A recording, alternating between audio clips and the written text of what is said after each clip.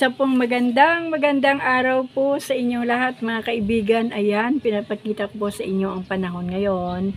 Nandito po ako sa taas ng aming kubo. Kaya nakikita nyo po yung ating tanim na dragon fruit at ang bubong ng mga kapitbahay. Ayan.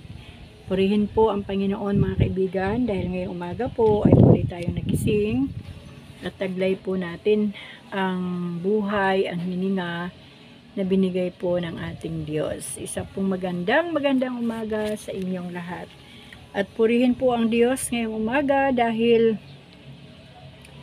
makakapagbasa na naman po tayo ng kanyang salita. At ngayon po ay nasa Numbers chapter 13 na po tayo. At sa Tagalog Bible ay nasa Bilang chapter 16 na po tayo. Kaya mga kaibigan, muli ay inaanyayahan ko po kayo na samahan niyo po ako at makinig din po ang mga walang Biblia sa salita ng Diyos na ating binabasa. Ngayon po ay pang 38 days na po natin. Salamat po sa Panginoon. Gabayan po ako ng Diyos at gabayan po tayong lahat sa pagbabasa at pakikinig ng salita ng ating Panginoon.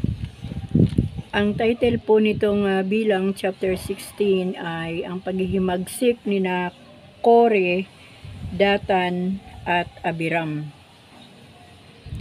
Naghimagsik laban kay Moises si Kore na anak ni Aysar at apo ni Koat or Kot na anak ni Levi. Kasama niya sa paghimagsik na ito sina Datan at Abiram na mga anak ni Eliab at Sion na anak ni Pelet na pawang buhat sa lipi ni Ruben. May kasama pa silang 250 katao na pawang kilala sa bayan at mga puno ng kapulungan. Hinarap nila sina Moises at Aaron at sinabi, Sobra na yang ginagawa ninyo. Bakit? Itinataas ninyo ang inyong sarili gayong lahat ng nasa kalipunan ito ay banal at hindi hinihiwalayan ni Yahweh. Nang marinig ito ni Moises, siya ay nagpatirapa sa lupa. Sinabi niya kina Kore, bukas ng umaga ipakikilala sa inyo ni Yahweh kung sino ang kanyang hinirang. Kung sino ang piliin niya, iyaon ang makalalapit sa kanya. Ganito ang gawin ninyo. Kumuha kayo ng insensaryo bukas at lagyan ninyo ng baga sa harapan ni Yahweh sa kalagyan ng kamanyang. Kung sino ang banal ay siyang pipiliin ni Yahweh. Kayong mga anak ni Levi ang sumusobra. Sinabi pa ni Moises, makinig kayo mga anak ni Levi. Hindi pa ba kayo nasisiyahan na kayo hinirang ni Yahweh upang maglingkod sa kanya sa tuldang tipanan para sa bayang Israel? Kayong mga Levite ay ibinukod na ni Yahweh upang maglingkod sa harapan niya. Bakit? Ibig pa ninyong agawin pati ang pagiging saserdote. Dahil sa hangad ninyong iyan ay nagkakaisa kayo laban kay Yahweh. Sino si Aaron upang inyong paghimagsikan? Sina Datan at Abiram na anak ni Eliab ay pinatawag ni Moises, ngunit hindi pumunta. Sa halip ay sinabi nila, hindi pa ba sapat sa inyo na kami iyong inialis sa lupaing sagana na sa lahat ng bagay upang patayin ang gutom dito sa ilang? Bakit ibig mo pang ikaw ay kilalanin naming Panginoon? Hanggang ngayon hindi mo pa kami nadadala sa lupaing sagana sa lahat ng bagay na nabibigyan ng bukirin na aming pinakamana. Akala mo ba'y madadaya mo kami? Hindi kami pupunta. Dahil dito, nagalit si Moises at sinabi kay Yahweh, huwag mong pahahalagahan ang kanilang handog. Hindi ko sila kinunan kahit isang asno ni pinagmalabisan. Pagkatapos, hinarap ni Moises si Kore at sinabi, humarap kayo bukas kay Yahweh, ikaw, ang 215 kasamahan mo, at si Aaron. Kayo ng mga kasama mo ay magdala ng tig-iisang insensaryo at magsunog kayo ng kamanyang sa harapan ni Yahweh. Magdadala rin si Aaron ng kanyang insensaryo. Kinabukasan, nagdala nga sila ng insensaryo at kamanyang at pumunta sa may pintuan ng tuldang tipanan kasama ni Moises at Aaron. Si Kore at ang kanyang mga kasamahan ay lumagay sa harap ng tuldang tipanan at inilagay nila sa kanilang tapat at buong bayan. ang kaningningan ni Yahweh ay napakita sa bayan, sinabi ni Yahweh kana Moises at Aaron, lumayo kayo sa kanila para malipol ko sila sa isang saglit. Ngunit si Moises at Aaron ay nagpatira pa. Sinabi nila, Yahweh, aming Diyos na nagbibigay buhay sa lahat ng tao, lilipulin mo ba ang buong bayan dahil lamang sa kasalanan ng isang tao? Sumagot si Yahweh, sabihin ninyo sa buong bayan na lumayo sa tirahan ni Kore, Datan at Abiram. Pinuntahan ni Moises sina Datan at Abiram, kasunod niya ang matatanda ng Israel. Sinabi niya sa bayan, lumayo kayo sa mga taong ito na ubod ng sasama. Nihuwag ninyong sasalingin ang anumang ari-arian nila at baka kayo malipol na kasama nila. Gayon nga ang ginawa nila. Sina Datan at Abiram ay nakatayo sa pintuan ng kanilang tulda kasama ang kanilang sambahayan.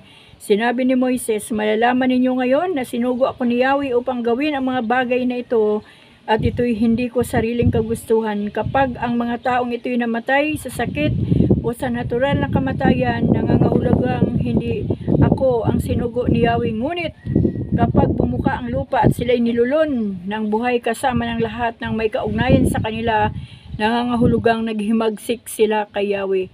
Hindi pa halos natatapos ang salita ni Moises, bumuka ang lupa at nilulon ng buhay sina Kore pati ang kanilang mga kasambahay at ari-arian. Silang lahat ay nalibing ng buhay, muling naghilom ang lupa at hindi na sila nakita ng mga Israelita. Dahil dito, nagkagulo sila sa takot, lumayo kayo rito, ang sigawan nila, baka pati kayo ilamunin ng lupa. Samantala, nagpaula ng apoy si Yahweh at tinupok ang 215 kasamahan ni Kore na nagsunog ng kamanyang.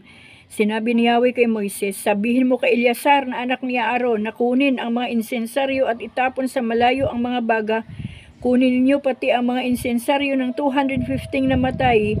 Bitbitin ninyo yaon ng manipis at gawing panakip sa altar. Ang mga iyon ay sagrado pagkat inihandog sa akin. Bayaan ninyong iyan ay maging tagapaalala sa mga Israelita. Kinuha nga ni Eleazar ang mga insensaryo, yaon sa napawang tanso, napitpit ng manipis at itinakip sa altar. Sa gayon, laging maalala ng mga Israelita na ang sino mang hindi saserdote o hindi kabilang sa angkan ni Aaron ay di dapat mangahas magsunog ng kamanyang sa harapan ni Yahweh. Baka maparis sila kay Kore sa mga kasamahan nito. Ang lahat ng ito'y ginawa ni Eleazar ayon sa iniutos ni Yahweh kay Moises. Kinabukasan, nag-usap-usap laban kina Moises at Aaron ang buong bayan. Sabi nila, pinatay ninyo ang mga lingkod ni Yahweh. Sila'y nagkaisa laban kay na Moises at Aaron. Ngunit nang lingunin nila ang tuldang tipanan, nakita nilang nabalot ito ng ulap. Lumitaw ang kaningningan ni Yahweh. Sina Moises at Aaron ay lumagay sa may pintuan ng tuldang tipanan. Sinabi sa kanila ni Yahweh, lumayo kayo sa mga taong ito at lilipulin ko sila sa loob ng isang saglit. Sina Moises at Aaron ay nagpatira pa sa lupa. Sinabi ni Moises kay Aaron, madali ka. Kunin mo ang insensaryo mo at magsunog ka ng kamanyang, pumagitna ka sa bayan at ihingi mo sila ng tawad kay Yahweh, pagkat kumakalat na ang salot dahil sa kanyang puot. Sinunod ni Aaron ang sinabi ni Moises at patakbo siyang nagtungo sa gitna ng kapulungan. Nang dumating siya roon, marami ng patay, nagsunog siya agad ng kamanyang at inihingi ng tawad ang mga tao. Pumagitna siya sa mga patay at sa mga buhay at nawala ang salot. Ang namatay sa salot na yaon ay 14,700. Bukod sa mga namatay na kasama ni Kore, nang wala na ang salot, nagbalik kay Moises si Aaron sa may pintuan ng tuldang tipanan. Purihin po ang Diyos sa kanyang salita sa ating binasa. Purihin po ang Panginoon sa umagang ito. Sana hindi ako makapiright kasi ang lakas na naman ang music sa court. Mga kaibigan, alam niyo po itong mga lahi ng Levi, ng Levita. Ito po ay pinili ng Diyos para makatuwang ni Aaron na makapaglingkod sa tuldang tipanan o makapaglingkod kay Yahweh. Kaya lang pumasok po yung inggit. Nainggit po sila kay Moises, kay Aaron, at ang ginawa po nila ay nagprotesta. At nung nakita ng Diyos ang ginawa ng mga Levitang ito, ay kinain, nilulon ng lupa ang lahi ni Kore at ang 215 na sumama sa kanila para magprotesta sa Panginoon against kay Moises at kay Aaron. Kaya alam nyo po, ang pumasok sa mga taong ito ay inggit. At kahit man sa buhay natin, wag po tayo mainggit. Lalo na po yung mga lingkod ng Panginoon, wag po natin kainggitan ang mga pastor, ang lahat po ng mga manggagawa sa church na talagang ginagawa yung tungkulin nila, ay wag po natin silang kainggitan kasi mga tinawag po yan ng Diyos para pangunahan po ang isang ministeryo. Kaya mga kaibigan, salamat sa ating Diyos kasi ito pong kwento po ng chapter 16 ng Numbers o bilang ay isa pong paalala din sa mga buhay natin sa panahong ito. At purihin po ang Panginoon dahil ang Diyos po ay napakabuti, lagi pong nagpapaalala sa atin sa pamagitan po ng kanyang salita. Hindi ko na po patatagalin mga kaibigan dahil ang lakas po talaga ng music dyan po sa court. Hindi ko po alam kung ano naman ang okasyon dyan at dinig na dinig po dito kahit sa bubong ng aming bahay. Salamat po muli sa inyong lahat. Pinupuri ko po ang Diyos sa umagang ito sa kanyang kabutihan sa ating mga buhay.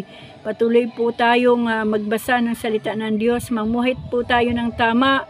Gumawa po tayo ng tama sa harapan ng Panginoon at magpatuloy po tayo sa pagpapakatino bilang mga anak ng Diyos dahil talagang sa panahong ito malapit na pong dumating ang Panginoon na ayon na po sa kanyang salita ang mga nangyayari sa ngayon. Kaya mga kaibigan, wag na po tayong tumalikod, wag na po tayong humakbang papalayo sa Diyos, kundi patuloy po tayong magpakalapit sa Panginoon.